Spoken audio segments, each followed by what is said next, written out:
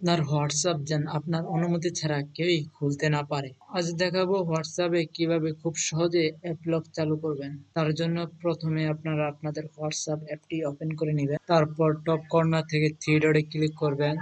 এখান থেকে সেটিংসে ক্লিক করবেন। সেটিংসে আসার পর প্রাইভেসিতে ক্লিক করবেন। একটু স্ক্রল ডাউন করবেন, দেন নিচে দেখবেন অ্যাপ লক নামে একটি অপশন আছে যা ডিসেবল করা, এখানে ক্লিক করবেন। দেন এখান থেকে এই অপশনটি চালু করে দিবেন। এখন আপনার মোবাইলের ফিঙ্গারপ্রিন্ট চাইবে অথবা লক থাকলে লক চাইবে, আপনি সেটি দিয়ে দিবেন।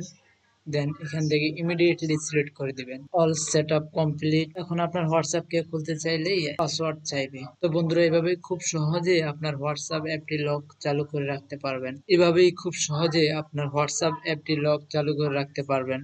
ভিডিওটি যদি আপনার কাছে ভালো লাগে তাহলে অবশ্যই একটি লাইক এবং চ্যানেলটি সাবস্ক্রাইব করে পাশে থাকবেন। আর এমন আরো প্রয়োজনীয় হোয়াটসঅ্যাপ টিপস এন্ড ট্রিক পেতে আমাদের সাথেই থাকুন। দেখা হবে পরবর্তী ভিডিওতে। আল্লাহ হাফেজ।